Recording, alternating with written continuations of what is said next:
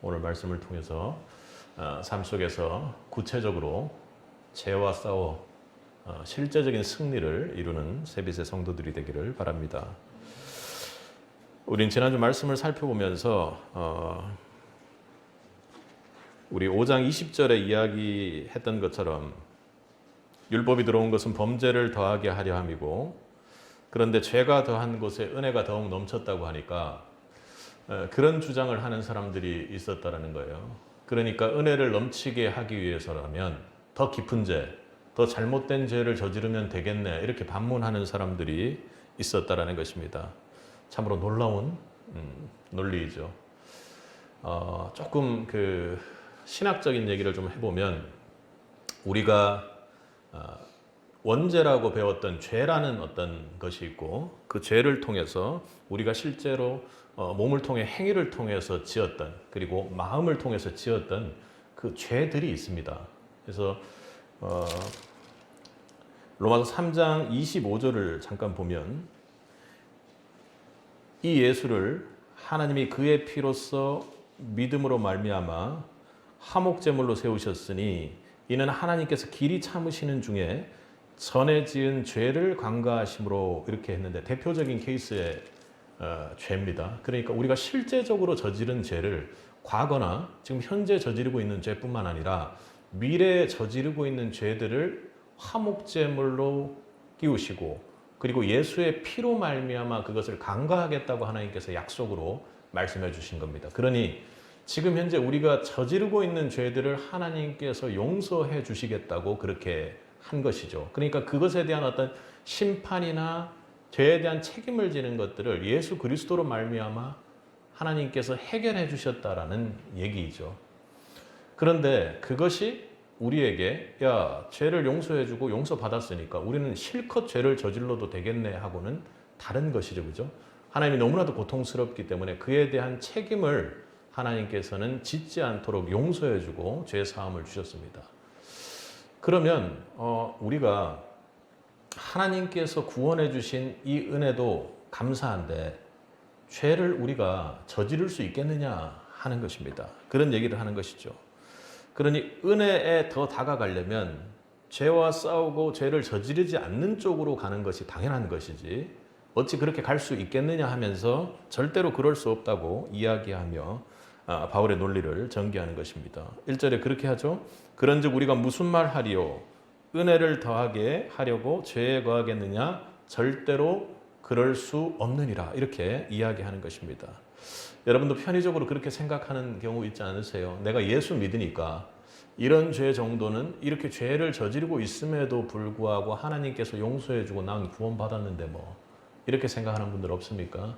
하나님께서 오늘 말씀을 통해서 절대로 그렇게 하지 말고 죄와 싸워 승리하라고 그렇게 이야기하는 것입니다. 여러분, 세상 사람들은 자신의 편의와 즐거움 때문에 그렇게 죄를 선택하죠. 그러니까 죄가 거기에 쾌락이 있고 뭐 스릴이 있다기보다는 그게 죄가 지금 현재 시점에서 우리에게 주는 편리나 즐거움 같은 것이 있기 때문에 그렇게 우리는 죄를 선택합니다.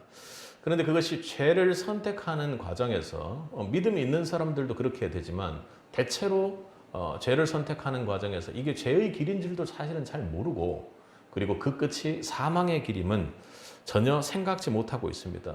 여러분, 그러나 예수 믿고 구원받아서 내가 그리스도인이라고 고백하는 사람들은 그것과는 정반대의 길로 가는 사람이라는 고백인 것입니다. 그러니 죄의 길을 그렇게 자연스럽게 놔두면 걸어가던 사람 자체가 아예 없어졌다고 오늘 본문이 이야기를 합니다. 어거스틴이 탕자였다라는 것은 여러분들이 예화를 통해서 간혹 들어보셨을 것입니다. 그런데 어거스틴이 그렇게 탕자의 삶을 살 때 같이 함께 만났던 그런 여인들이 있었는데, 어거스틴이 예수님을 영접하고 이렇게 회심하고 나서 길을 가다가 과거에 그렇게 잘못된 삶을 할 때 아주 가깝게 지냈던 여인을 만난 거예요. 그 여인이 이상하다 싶어가지고 아는 사람인데 모르는 척하고 그냥 가서 이렇게 막 따라간 거예요. 그래서 나를 모르겠냐고 막 이렇게 하니까 난감한 상황이죠. 그때 어거스틴이 이렇게 얘기했다고 합니다. 너는 넌데 나는 지금 내가 아니야. 이렇게 얘기했다고 합니다. 그러니 그렇게 과거에 죄의 종노릇하며 살던 그 어거스틴은 완전히 사라지고 없어졌다고 이야기하는 것이죠.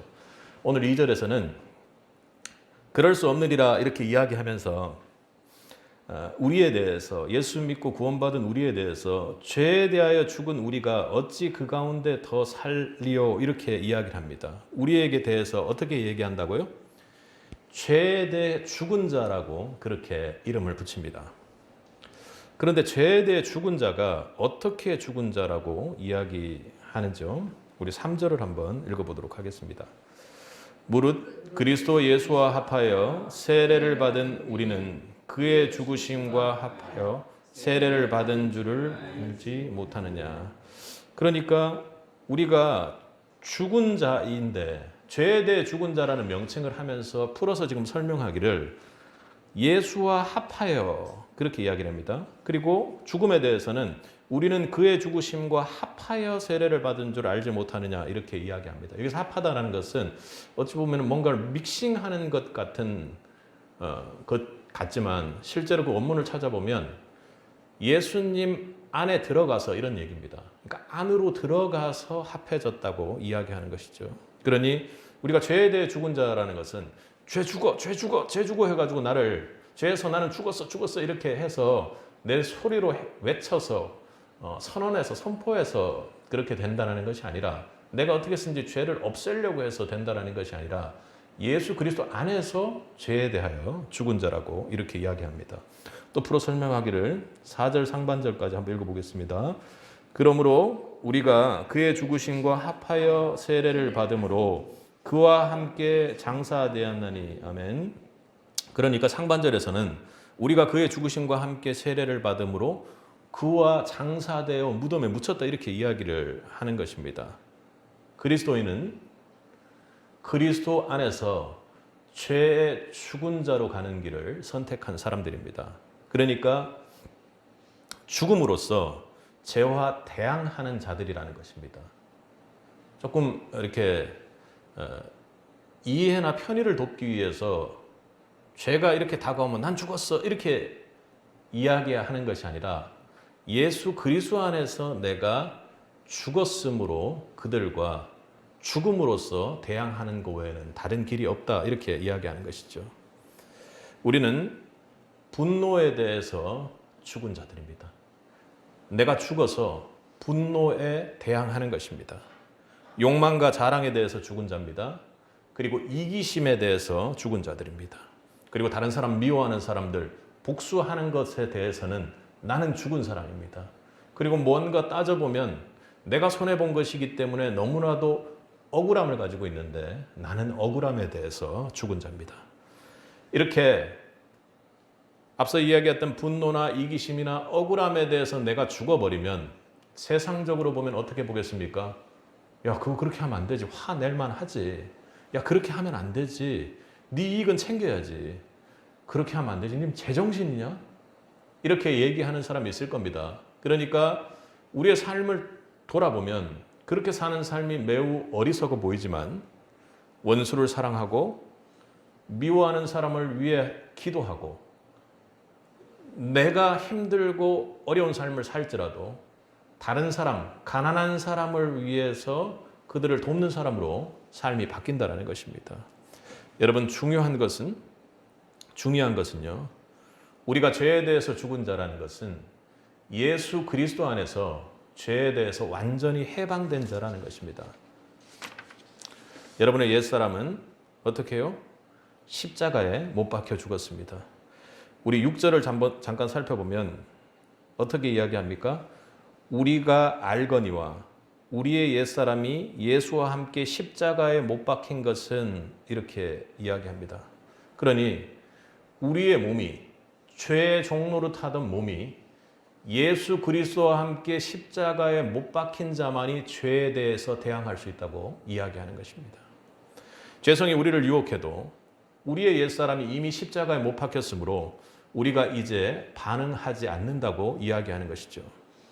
죄에 대해 우리의 몸이 죽어 죄의 유혹에 반응하는 것이 아닙니다. 우리 9절을 보면 그리스도께서 죽은 자 가운데서 살아나셨음에 다시 죽지 아니하시고 사망이 다시 그를 주장하지 못할 줄을 우리가 알미로라 이렇게 이야기하죠. 우리가 안다라는 것에 포커스를 맞추는 것이 아니라 너 이미 죽었어. 그거 좀 제발 알아. 물론 그게 중요합니다. 그런데 본질은요. 내가 죽었다는 것 자체가 나에게 나타나는 것이 중요한 것이죠. 알라에 포커스가 있는 것이 아니라 내가 이미 죽었다라는 것에 포커스가 있는 것입니다. 그걸 알기 위해서 노력하는 과정에서 우리의 죽음이 더욱 강화되겠죠. 죄를 제거할 수 있는 유일한 시작은 우리가 죄에 대하여 죽은 자임을 알아가는 것입니다. 우리는 안에 있는 분노, 미운, 교만, 자랑, 두려움, 염려까지도 그렇게 죄의 세력들은 자신의 각각의 모습 그리고 각 사람들에게 약한 죄의 본성 가운데서 진을 치고 기다리고 있습니다. 그렇게 죄의 세력들은 우리를 묶어놓고 그리고 죄의 길로 가도록 유도하고 있는 것이죠. 이것에서 벗어나는 것은 인간적인 힘으로는 도저히 불가능한 것입니다. 그리스도 안에서만 가능한 것이죠. 우리 자신의 노력으로 이것들을 억제할 수 있으나 이것을 제거할 수는 없습니다. 그러니 내가 조금씩 이렇게 하면 안 되겠다고 하고 줄여나갈 수는 있을지 모르겠습니다. 죄들의 수치를, 횟수를, 빈도를 줄여나갈 수는 있을지 모르겠지만 죄의 죄성을 우리가 완전히 제거할 수는 없다고 이야기하는 것입니다. 이것들이 우리 안에 사라지는 것은 우리가 주님과 함께 십자가에 완전히 못 박힘으로써만 가능한 것입니다. 우리가 제거할 수 없는 죄의 세력들이 이 세력들이 살고 있는 옛사람, 그 자신이 십자가에 완전히 못 박힘으로써만 가능한 것이죠. 여러분 모두에게 십자가에서 나의 죽음을 아는 그 죽음에 대한 알미 있기를 축복합니다. 갈라디아서 2장 20절에서는 여러분들이 아는 것처럼 바울이 내가 십자가에 못 박혔다고 그렇게 고백하는 것입니다. 여러분 더욱 십자가를 묵상할 수 있기를 바랍니다. 더욱 십자가 안에 예수 그리스도와 연합되어 죽은 나의 죄성을 여러분 확인할 수 있기를 간절히 바랍니다. 전염병으로 오염된 집을 태워 병균들을 싸그리 죽이듯이 이 죄들을 제거하는 것은 죄가 거하는 집인 옛사람을 완전히 십자가 안에 불태워 죽임으로써 우리는 더 이상 죄 아래 살지 않게 되는 것입니다. 십자가의 죽음은 불로 그의 죄성을 완전히 소멸하는 과정입니다. 그리스도께서 고난을 받으셨으니 죄가 그쳤느니 십자가의 죽음은 매우 고통스럽지만 그 죽음을 통해 우리의 모든 죄가 정화되고 제거되고 치워졌습니다. 이 죽음만이 유일한 죄로부터의 자율의 길인 것이죠.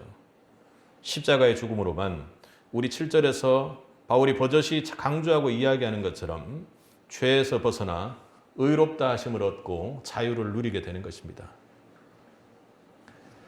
우리가 십자가를 더욱 묵상하고 십자가 앞에 나의 죽음을, 나의 죄 때문에 죽으신 그 주님과 연합되어 완전히 내가 죽을 때 십자가의 은혜를 통해서 우리가 죄에 해방되는 줄로 믿습니다. 죄에서 죽은 자, 이것이 우리 믿음의 시작입니다. 죄에서 죽은 자, 이것이 십자가를 믿는 나의 이름인 것입니다. 여러분 그런데 죽음은 우리가 알기로는 극단적으로 종결된 것이기에 내가 죄에 대해 죽었으면 우리의 영적 어림으로 인해 내가 죄에 대해 죽었으면 또다시 난 왜 죄에 대해서 죽었는데 지금 여전히 죄에 대해서 반응하는데 하는 질문을 할 수밖에 없을 겁니다. 여러분 십자가 안에서 죽음은 극단적인 종결을 의미하는 것이 아닙니다. 십자가 안에서 죽음은 과정이요. 주 안에서 그 죽음의 길로 주님과 함께 천천히 다가가 우리는 성화의 과정을 이루어 나가는 것입니다. 그렇다고 그것을 늦추라는 이야기는 아닙니다. 그리고 우리 죄에서 죽음으로 이미 십자가의 승리를 확정짓고 있는 주님을 붙잡음으로 나아갈 수 있는 길이라는 것이죠. 그 과정이 여러분 즐겁지 않겠습니까? 우리가 죄에서 해방되는 일에서 죄에 대해서 자꾸 반응하고 죄를 짓는 일이 일어나는, 연약하여 넘어지는 일이 일어나는 이유가 뭡니까? 죄와의 싸움에서 실패하는 이유가 여러분 무엇이죠? 죄에서 죽는 것. 그것이 진정으로 무엇인지를 잘 생각지 않기 때문입니다. 십자가를 묵상하면서 예수님께서 죄를 제거하기 위해, 그것도 우리의 죄를 제거하기 위해 얼마나 많은 고난과 고초와 십자가를 지셨습니까?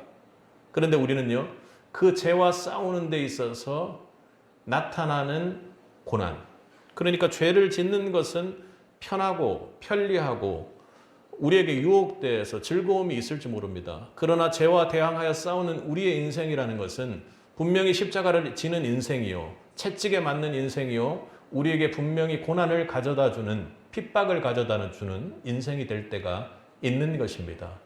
그런데요, 그것을 피하고 어려움을 피하고 나의 편리를 추구하는 내가 중심이 되어서 살아가기 때문이 아닙니까? 고난과 어려움, 불편을 피하면서 죄를 이기려 하기 때문에 그렇습니다. 여러분이 잘 아는 조직폭력배 김익두 목사님께서는 예수님 믿고 나서 처음 했던 것이 장인 어른에게 자신의 부고 소식을 알렸던 것입니다. 장인 어른이 깜짝 놀랐겠죠. 그런데 예전에 죄성에 유혹받던 내가 죽었다는 그 선포를 그렇게 하셨던 것입니다. 여러분, 죄에서 해방되기 위해서는 십자가를 묵상하십시오. 십자가만 바라보고 멍하니 주님이 저렇게 돌아가셨구나 하고 슬픔에 젖는 것이 아니라 내가 죄에 반응하던 내가 완전히 저 십자가에 박혀 죽었구나 하는 것을 자각하고 깨닫는 것입니다. 결론적으로 우리는 이렇게 고백하기로 합니다. 나는 주 안에서 십자가에 죽었습니다. 나는 주 안에서 십자가에 나의 옛사람을 완전히 못 박았습니다. 오늘 저는 죄에 대해 죽었습니다. 여러분, 오늘도 매일매일 나는 죄에 반응하기를 원하는, 죄를 이렇게 두리뭉거리고 있는 나의 옛사람을 못 박습니다 하고 고백하는 은혜가 있기를 간절히 축복합니다. 여러분, 에덴 동산에서 사탄은 아담과 하와에게 선악과를 따먹으면 하나님처럼 될 것이라고 그렇게 유혹을 했습니다. 하나님처럼 될 거라고, 뭔가 선과 악을 판단할 수 있는 그 하나님 위치에 오를 거라고 이야기를 했죠. 이 훅 들어온 공격이 어떤 공격입니까? 아담과 하와의 어떤 부분을 흔드는 공격일까요? 그것은 바로 아담과 하와의 정체성을 흔드는 공격입니다. 아담과 하와는 하나님 형상대로 만들어진 피조물입니다. 그러니까 하나님의 자리로 올라갈 수 없습니다. 그 하나님의 자리로 올라가는 것을 허락할 수 있는 분은 사탄 마귀가 아니라 유일하게 하나님 한 분뿐임을 믿어야 하는 것입니다. 우리의 정체성을 완전히 흔드는 공격이죠. 같은 방식으로 예수님께도 그렇게 사탄은 공격을 했습니다. 세상 영광을 취하라고, 하나님 뜻과 다른 십자가의 길을 가지 말라고 그렇게 했지만 예수님께는 전혀 통하지 않고 예수님은 승리의 삶을 살았습니다. 왜요? 본인이 이 땅에 온 이유, 본인의 위치가 하나님의 아들로서 죄를 짊어지기 위해 온 구원자라는 그 정체성을 한시도 잊지 않았기 때문입니다. 바울은 에베소서에서 이렇게 우리의 정체성에 대해서 아주 잘 말하고 있습니다. 우리는 그가 만드신 바라, 아멘, 그리스도 예수 안에서 선한 일을 위하여 지으심을 받은 자니. 그러니 우리는 하나님이 만든 사람입니다. 피조물이죠. 그리고 우리는 어디에서요? 그리스도 안에서 완전히 창조된 사람들입니다. 우리의 정체성이 무엇인지를 정확히 이야기해 주는 것이죠. 그러니 우리가 태어난 위치, 지역, 그리고 직업, 그리고 내가 어느 학교를 나왔는지, 내가 지금 어떤 외모를 가지고 있는지가 우리의 정체성을 말해주는 것 같지만 진정한 정체성은, 성경 말씀은 우리가 예수 그리스도 안에서 창조된 바 된 피조물이라고 이야기하는 것입니다. 아멘. 성경에서 우리의 정체성이 정확히 무엇인지 알려주기 때문에 우리가 앞으로 나가야 할 삶도 우리는 정확히 알 수 있는 것입니다. 우리는 그리스도 안에서 창조된 매우 고귀한 하나님께 심히 기뻐했던 존재들입니다. 여러분, 우리는 죄를 통해서 우리의 이 고귀한 존재됨이 깨어지고 왜곡된 것을 알았습니다. 그런데 여러분은 언제부터 이 하나님이 형상대로 창조된 모습들이 회복되기 시작했습니까? 언제부터인가요? 여러분, 세례식 때 그것들이 회복되었나요? 그것이 아니죠. 우리가 성령 세례로 예수님과 하나 되어 연합되고, 그리고 옛사람은 죽고 새로운 신분으로 완전히 바뀐 피조물이 될 때, 그때일 것입니다. 보면 우리 4절을 한번 다시 보겠습니다. 하반절입니다. 세례를 받음으로 그와 함께 장사되었나니, 함께 읽겠습니다.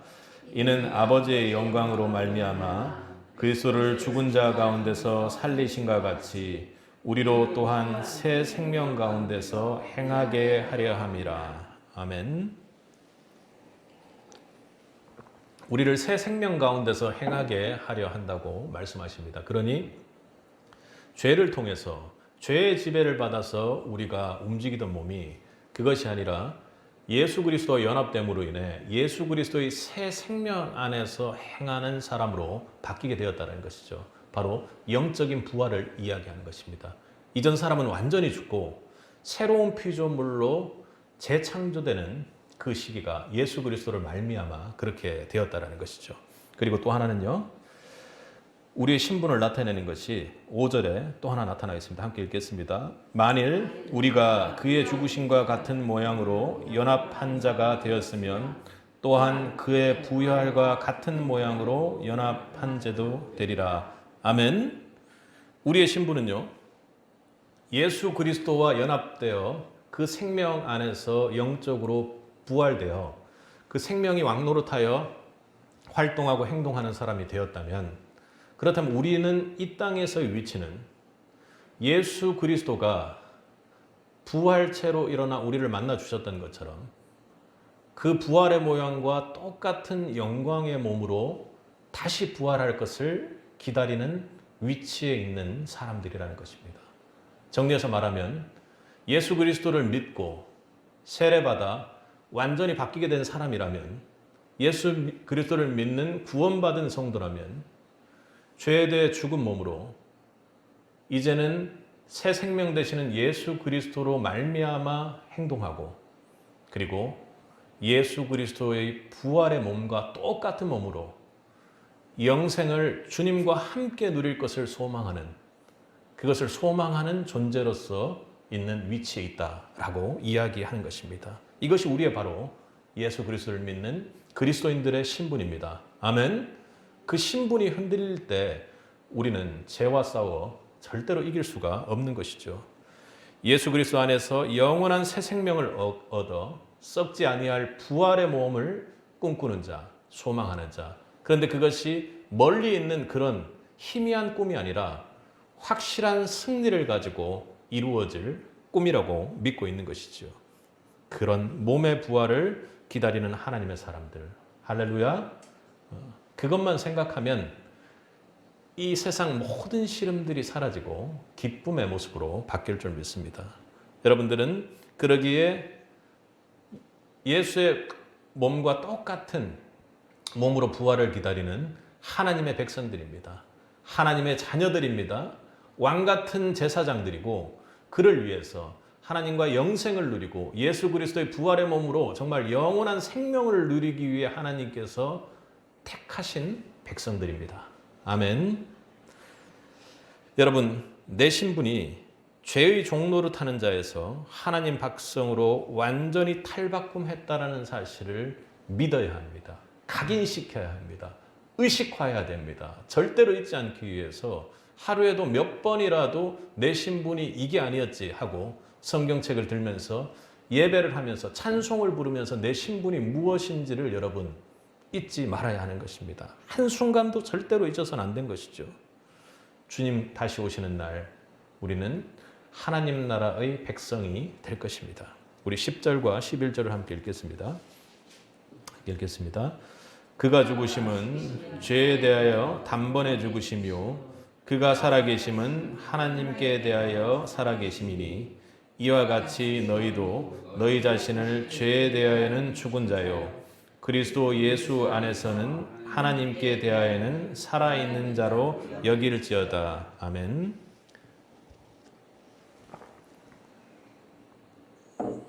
오늘 그 말씀대로라면 그가 죽으심은 죄에 대하여 단번에 죽으시며 그가 살아계심은 하나님께 대하여 살아계심과 같이 너희도 너 자신을 십자가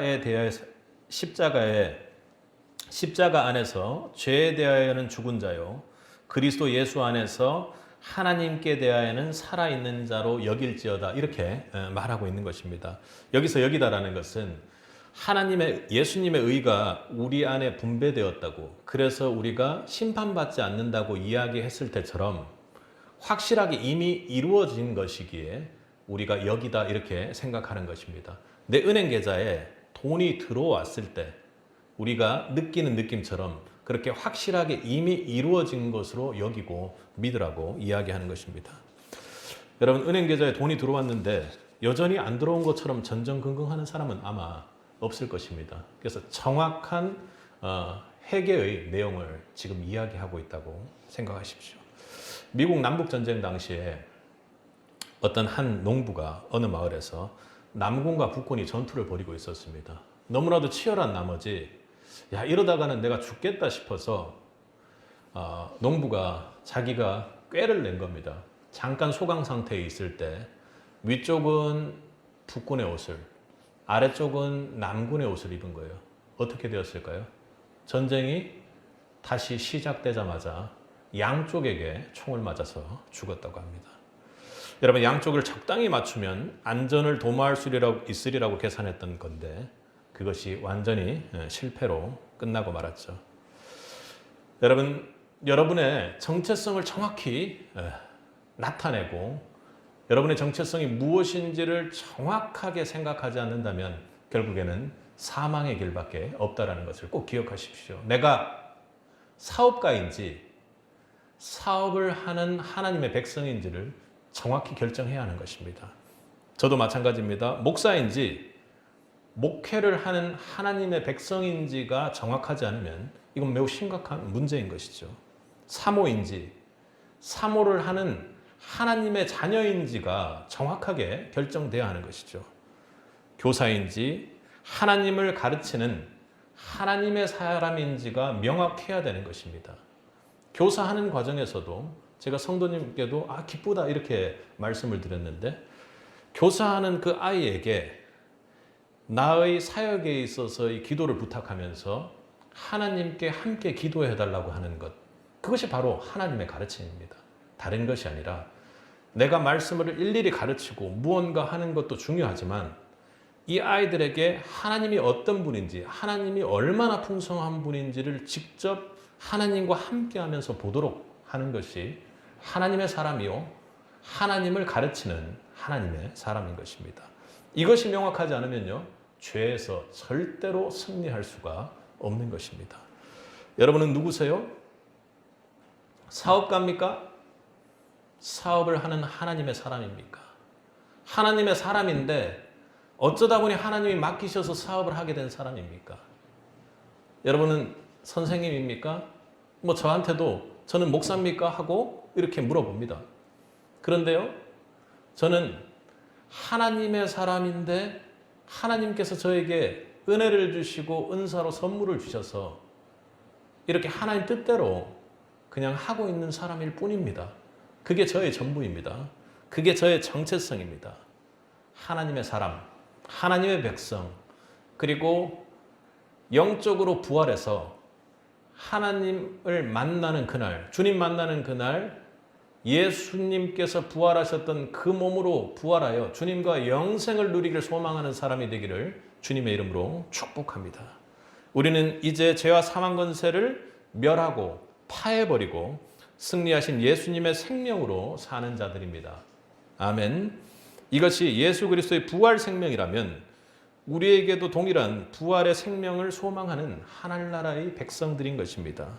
이제부터 여러분 삶에 예수 그리스도의 부활의 생명이 역사하고 있음을 믿음으로 인정하고 선포하십시오. 그렇게 믿음으로 인정하고 선포하는 삶이 여러분 인생에서 맡겨진 하나님의 일들을 이루어가고 은혜로 풍성한 복을 받는 자리가 될 줄로 믿습니다. 삶에는 문제들이 많이 있습니다. 삶의 문제들 앞에 우리는 육체적으로 보면 우리의 옛사람은 연약해서 복종할 수밖에 없는 사람들입니다. 그러나 여러분 안에 있는 천국 백성만이 부활하신 예수 그리스도와 연합함으로 이 땅에 살면서 죄를 이기고 모든 권세를 멸하는 삶을 살 수 있는 것입니다. 내가 천국 백성인데 절대로 죄에 질 일이 없다라는 것을 믿게 되는 것이죠. 나는 천국 백성으로 살고 부활 생명으로 살고 하나님 자녀로서 흔들림 없는 정체성으로 여러분 죄와 싸워 승리할 수 있길 바랍니다. 여러분 애굽에서 나왔어요. 홍해가 갈라져서 하나님께서 우리를 어떻게 구원하시는지를 잠잠히 봤단 말이에요. 그리고 홍해가 다시 닫혀서 거기에 죄와 사망의 권세들이 완전히 멸하는 모습을 내가 믿고 보았습니다. 그런데 뒤로 돌아서 어디 있나? 어디 있나 하는 것은 나의 죄성의 문제가 아니라 내가 여전히 옛사람을 향해 그리고 옛 신분을 향해 고개를 돌리는 그런 모습이 남아있기 때문인 것이죠. 어떻게 이미 홍해에서 사라져버린 죽어버린 이집트의 마병들을 두려워하면서 무수하면 되겠습니까? 오히려 우리를 구원하신 하나님을 잠잠히 바라볼 수 있는 은혜가 있기를 바랍니다. 여러분을 흔드는 사단 마귀에게 선포하십시오. 나 하나님의 백성이야. 너 봤잖아. 네가 아무리 방해를 하고 지옥으로 끌어내리려고 해도 결국에는 예수의 보혈로 씻김받고 그리고 하나님 나라를 꿈꾸며 부활을 꿈꾸는 그 하나님 백성으로 되어 있는 나를 모른단 말인가 하고 그렇게 선포하시기 바랍니다. 그래도 안 된다면 아버지 아버지 하고 하나님을 향해서 아버지임을 선포하시기 바랍니다. 아멘. 미국 전쟁에 아주 치열한 전쟁의 상태에 있었습니다. 전투가 끝날 밤에 젊은 장교가 중상을 입고 쓰러졌습니다. 사람들은 죽었다며 그를 두고 그렇게 돌아서 버렸습니다. 전쟁 중에 가능성이 없을 것이다 하는 사람들을 이끌고 가서 전쟁에 실패하게 되는 경우가 있기 때문에 그런 것이죠. 잠시 후에 젊은 장교는 누운 채 의식을 회복하고 마지막으로 하나님을 향해 기도했습니다. 하나님, 만일 저를 살게 해주신다면 남은 인생을 완전히 하나님께 드려 헌신하겠습니다. 그는 인생의 위기가 닥쳐서야 비로소 하나님을 생각하게 되었습니다. 다음 날 아침 위생병이 지나가다 그가 살아있는 모습을 보고 병원으로 옮겨 극적으로 살았습니다. 살아나는 그는 정말 리얼 크리스찬이 되기로 작정하고 새로운 삶을 살게 되었습니다.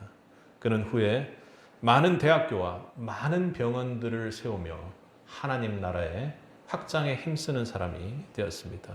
그 사람이 바로 러셀 콘웰입니다.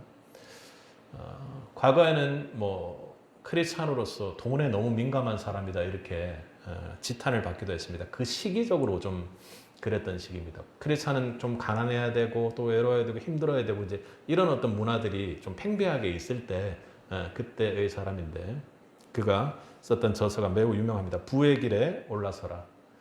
그렇게 해서 많은 강연을 하면서 또 변호사이기도 합니다. 그런데 목사로 그의 삶을 헌신하면서 강연하고 그리고 설교하면서 많은 사람들을 하나님께로 돌아오게 하는 하나님의 의의 병기로 사용된 사람입니다.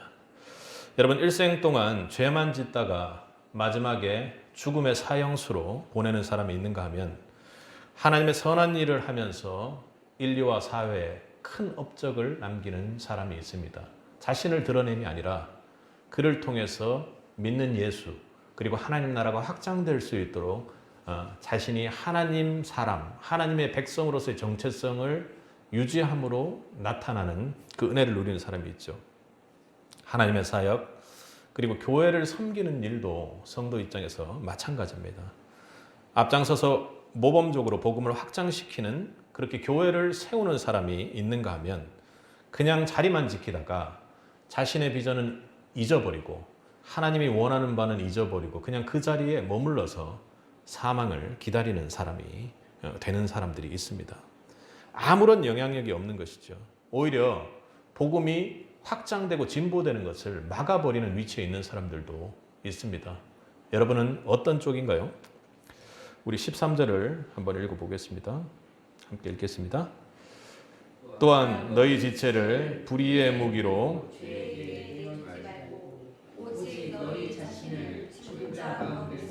다시 살아난 자 같이 하나님께 드리며 너희 지체를 의의 무기로 하나님께 드리라.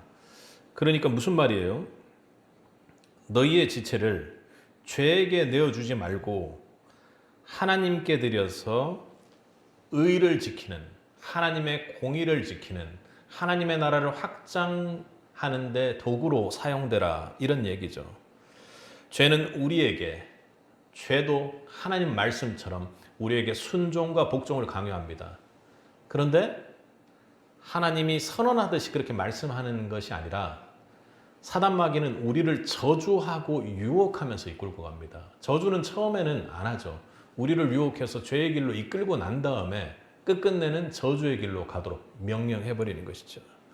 마귀는 성도 인성에서 계속 하늘나라로 하나님 비전대로 가는 것을 실족해 합니다.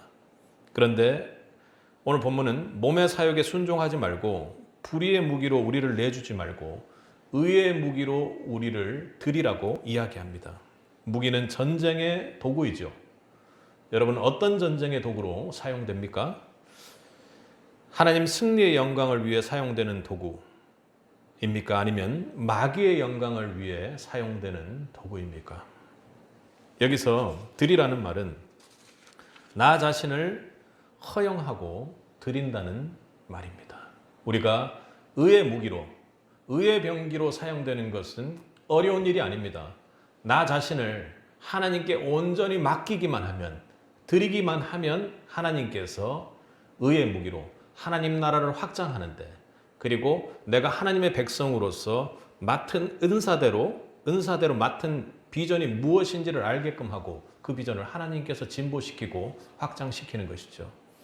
여러분 잘 아는 것처럼 바울은 오랜 기간 로마의 감옥에 갇혀 있으면서도 복음의 진보를 이루었다고 서신서에서 그렇게 이야기를 합니다.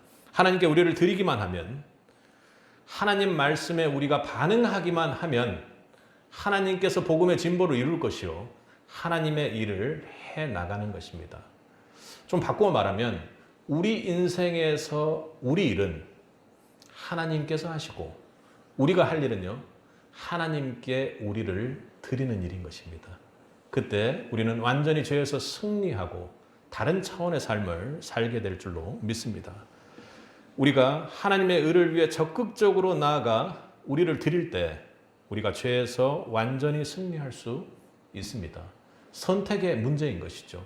죄를 선택해서 죄의 영광을 나타내는 그런 무기로 사용될 것인지 아니면 하나님의 영광을 나타내는 무기로 사용될 것인지요. 저도 여러 가지 일들이 선택의 기로에서 있었습니다. 그런데 의의 무기로 드리는 영적 선택을 할 수 있도록 해주신 하나님 은혜에 감사를 드립니다. 저도 처음 신앙의 초기 때 여러 가지들이 있었습니다. 아무것도 하고 있지 않고 어떻게 신앙생활을 해야 되는지도 모르는 찰나에 교회에서 연락이 와서 어디 목장에 들어가라고 했을 때 바쁘고 힘들어서 어디 이렇게 시간 내기가 쉽지 않은 상황의 마음이었을 텐데 왠지 무언가 강제하는 것 같고, 강제가 압박이나 이런 것이 아니라 나를 이끌어가는 어떤 힘에 의해서 그렇게 선택을 했습니다. 그리고 신앙이 연차가 높지도 않은 그런 상황에서 하나님께서 나에게 이 직업을 그만둬야 된다라고 하나님 관점에서 이야기했을 때 그날 당일 그만두는 일을 할 수 있는 힘을 주었습니다. 다음 세대 사역을 위해서 우리가 지평을 확장할 때 오늘 기도해 주신 것처럼 우리가 겸손함으로 나아가야 합니다. 그런데요, 이 다음 세대 일을 선택할 수 있을 때 내 자신을 바라보면 절대로 할 수 없는 것입니다. 그런데 하나님을 바라볼 때 겸손한 중에도 그래, 나는 정말 겸손할 수밖에 없는 상태에 있는 사람이지. 그런데 하나님께서 이 일을 하도록 반드시 선택하도록 나를 이끄실 거야 하기에 그렇게 선택을 했던 것입니다. 죄와 싸우는 것은요, 이렇게 도저히 선택할 수 없는, 인간적인 시각으로 보면 도저히 선택할 수 없는, 죄는, 세상은 우리에게 유혹하고 미혹하여 다른 길로 가도록 선택하고 순종케 하지만 우리가 의의 길을 선택함으로 다시는 죄가 내가 죄로 이 사람을 방해하고 유혹하면 정말로 더 큰 일이 벌어지겠구나 하고 하는 그런 멋진 싸움을 해야 되는 것입니다. 제가 부끄러운 고백은 아니죠. 과거에는 담배를 피웠습니다. 그리고 예수님 믿고 이렇게 하면서도 가끔씩은 한 번씩은 담배를 피웠습니다. 그런데 제가 처음으로 새벽 기도를 나가는 그때 사단이 딱 새벽 기도를 나가는데, 여러분 감기가 딱 오면 몸 상태 어떤지 아시죠? 아침에 딱 일어나려고 하는데 몸이 무거워서 일어나지 못하는 거예요. 그러니까 새벽 기도를 처음으로 나간 이틀째 일입니다. 그때 하나님께서 놀라운 지혜를 주신 거예요. 사단에게 제가 선포하기를 내가 기도하러 가는 걸 네가 방해해?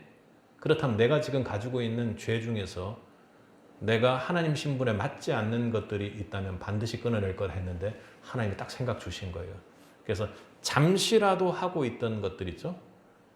가끔씩 줄여서 하고 있던 것들, 내 힘으로 억제시켰던 것을 담배를 완전히 놓게 하셨습니다. 이거 끄는 건 아니고, 그때 그러고 나서는 더 놀라운 것은 오랜 기간 그렇게 흡연을 했음에도 불구하고 전혀 아직까지 단 한 번도 그것에 대한 마음적인 유혹조차도 하나님께서 제거시켜 주셨다는 것입니다. 여러분, 직업이나 우리의 사역이나 그 모든 것에 죄가 유혹하고 사단은 우리를 공격할 것입니다. 그런데 여러분, 이것은 절대로 내가 하는 것이 아닙니다.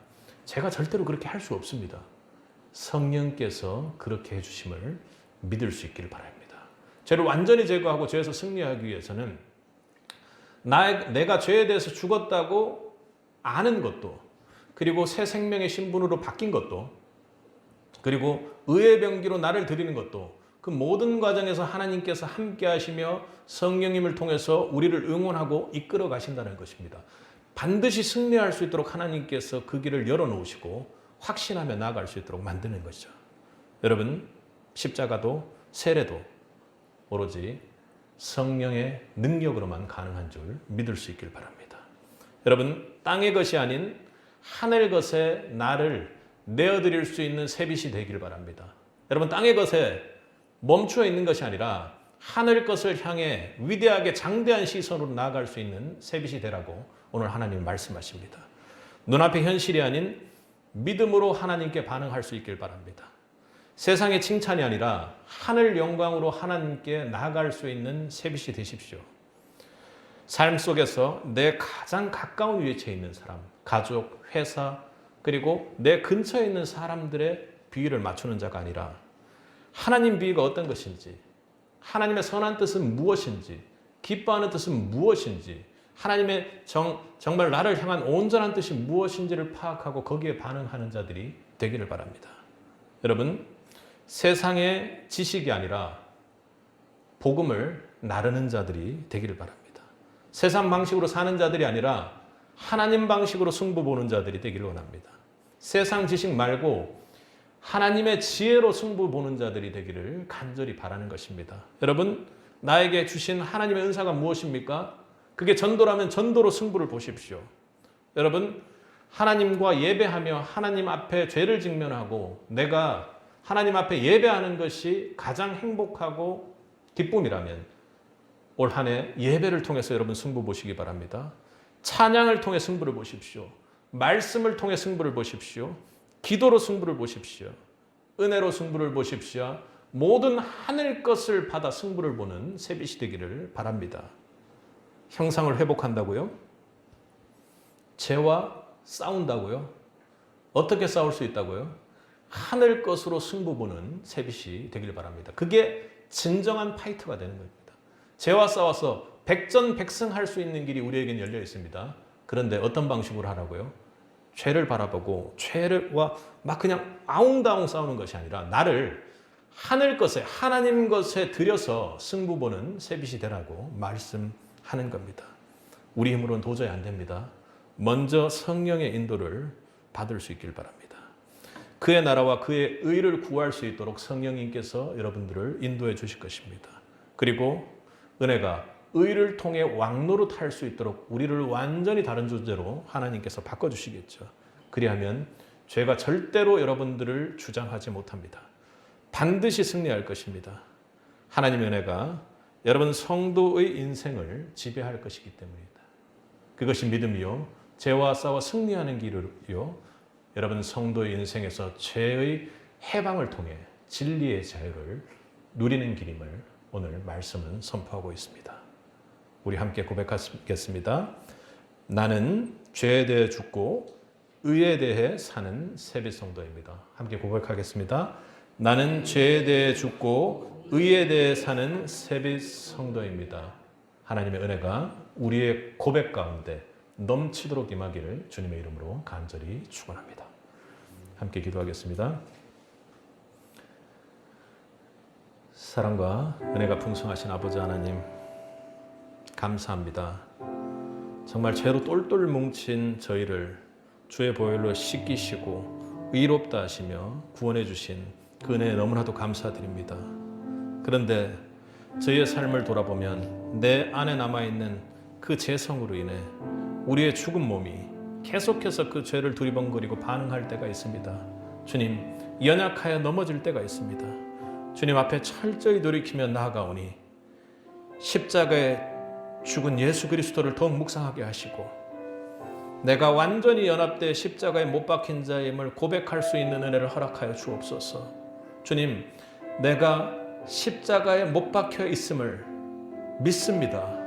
주님, 그 믿음을 허락하여 주옵소서. 십자가를 더욱 알게 하여 주옵소서.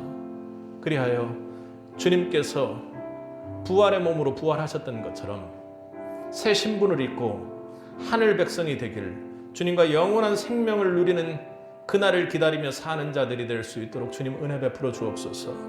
주님, 삶 속에서 일어나는 일들을 보면 죄가 집요하게 우리를 괴롭힙니다. 그런데 우리 힘으로 그 영적 전쟁에 참여하는 것이 아니라 말씀으로 승부 보는 자들 될 수 있도록 도와주옵소서. 기도로 승부 보는 자들 되게 도와주옵소서. 하나님 은혜 가운데 거할 수 있도록 하나님 우리 성도들에게 은혜를 폭포수처럼 부어주옵소서. 기도가 행위에 그치는 기도가 아니라 성령님을 붙잡고 깊은 회개의 길로 들어갈 수 있도록 주님 도와주옵시고, 주님 앞에 나아가 정말 이 사역 가운데 하나님께서 보고 계신 그 비전 가운데 정말 믿음으로 승부 보는 세빛의 성도들이 될 수 있도록 도와주옵소서.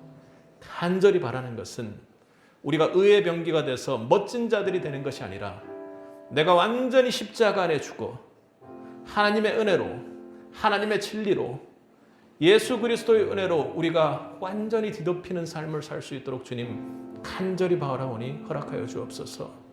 주님께서 오늘 말씀 주신 대로 죄에 대하여 죽고 의에 대하여 사는 세빛 성도들이 될 수 있도록 성령 하나님 인도하여 주옵소서.